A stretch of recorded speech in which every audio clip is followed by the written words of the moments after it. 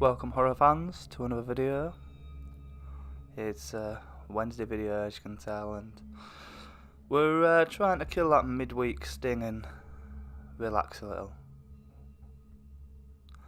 I was about 23 at the time. I just got out of a long-term relationship with my boyfriend, who I lived with for the past few years in LA, and moved back into my hometown in Texas. I got a place of my own not too far from my parents' home, so they could come and visit me and vice versa. I took up arts as a course in college and was what people would call a struggling artist. I really enjoyed what I do, but I was just trying to start out and wasn't making much money. I'm grateful my parents helped me start anew, even though they sometimes baby me and think I'm still too young to be on my own. My mother one day told me about an opening at this grocery store she had heard from one of her friends in church. Since I was short on cash from buying materials for my pieces and was in no place to pass up on more means of income other than my art, I decided what the heck. I applied for the job and got accepted as a cashier.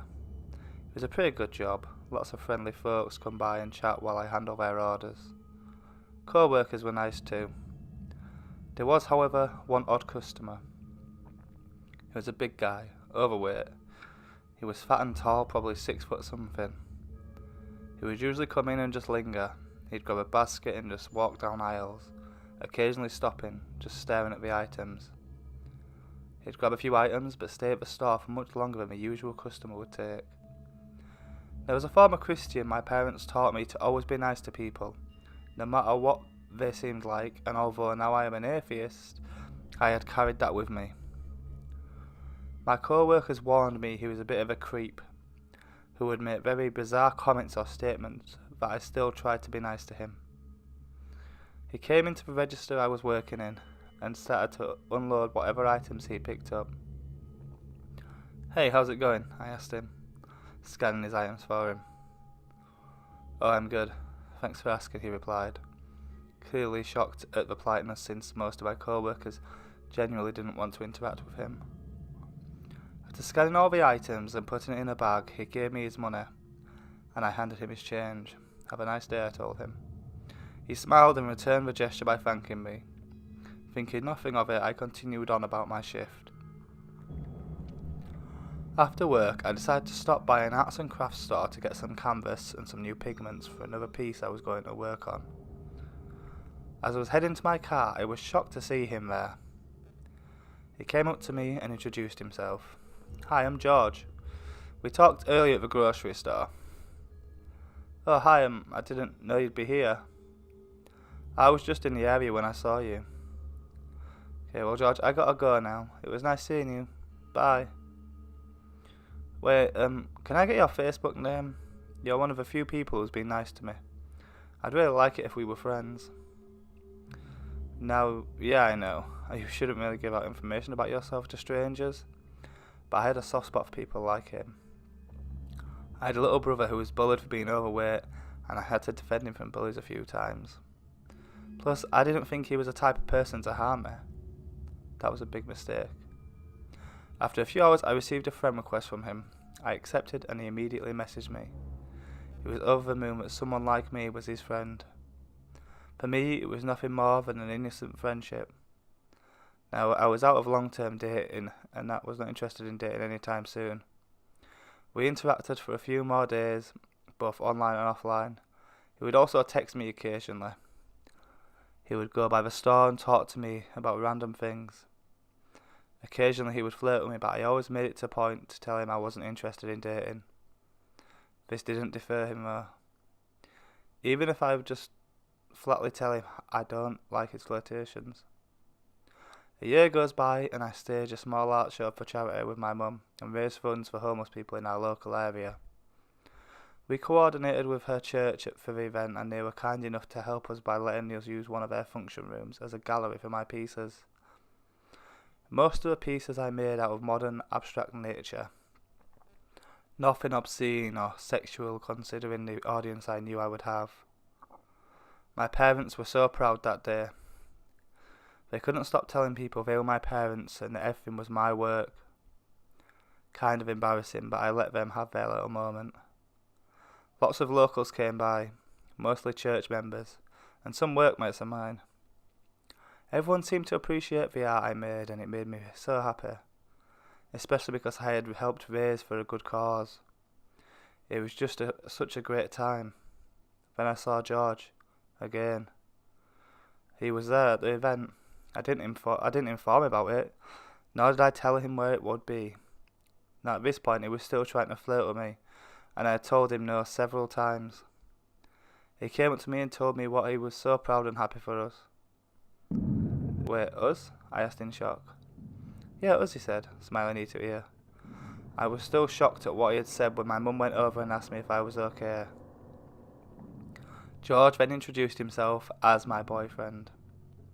He told my mother that we'd been dating for a while now and that I promised him marriage, but would still need to get my career further before getting hitched. I was mad. How the fuck dare he? How dare he lie about that? I told him he needed to leave. I didn't even want to look at him. He was shocked at my reaction and he even had the nerve to ask me what was wrong. Get away from me, you creep. That isn't an us. We're not dating and I won't marry you, I told him as I pushed him out to leave. He left after a good number of people were already looking at us. I told my parents the truth and I told them I might quit my job at the supermarket out of fear I'd see him again. They were sympathetic and told me they'd support me whatever I decided to do. After that, he started spamming me with dozens of messages and calls to my phone. It was a very moody tone that would range from profusely apologising to calling me a slut, and that I won't find anyone better than him, and that he can replace me anytime he wanted. I ended up blocking him on Facebook and changing my number. He then started to leave packets from my home. I never told him where I live.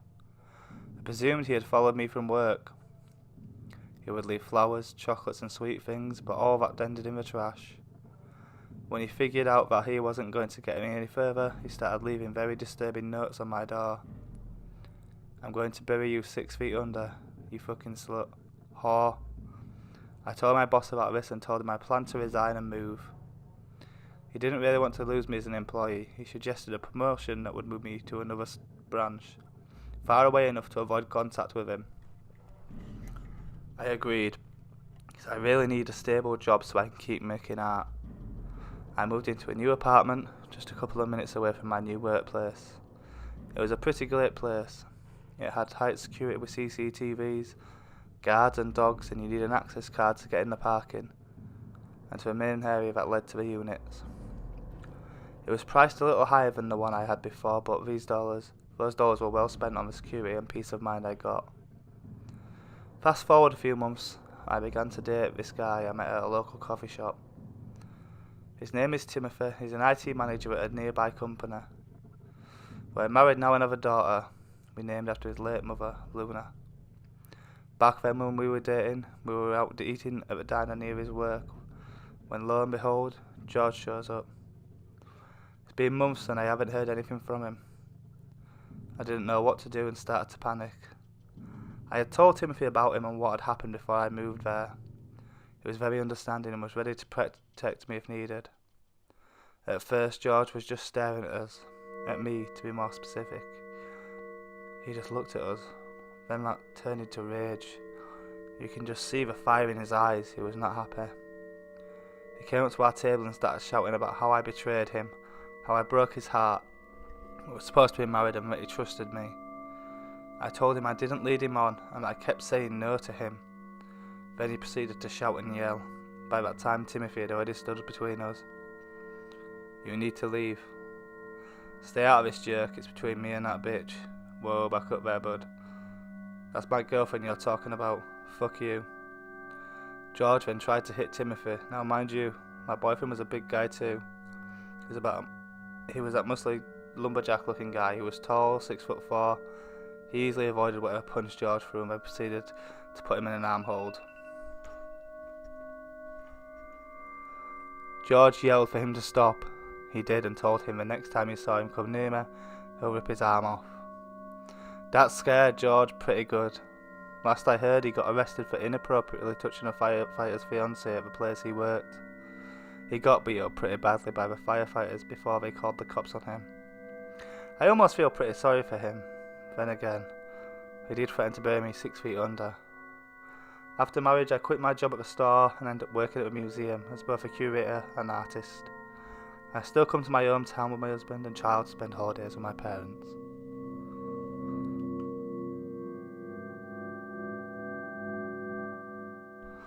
I never kept a secret from my family until this happened. My family and I ate every meal around the dinner table together. And when there were arguments between my siblings and I, my dad always said, even if you're yelling, at least you're still communicating.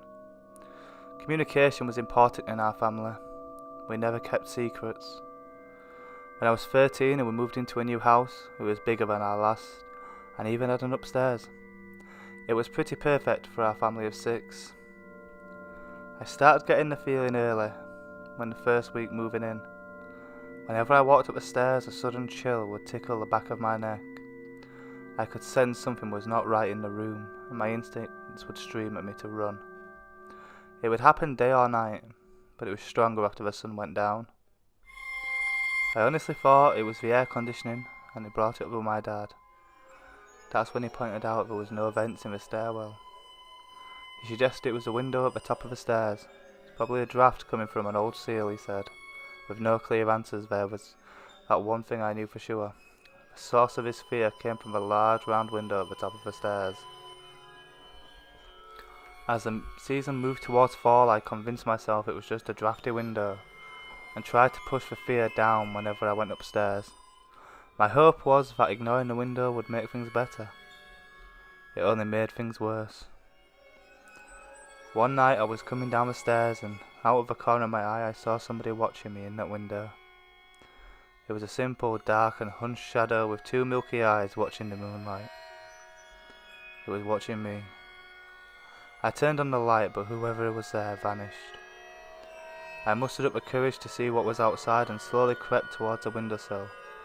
What I found was a 15-foot drop to the ground, below, nothing more. That proved it. It must just be the dark playing tricks in my eyes. Right? I told myself there was no way somebody perched themselves in my window, day in and day out. I rushed from the room and promised myself to never tell a soul what I thought I saw. Honestly, I believed I was slowly losing my mind, and I didn't want to frighten my family.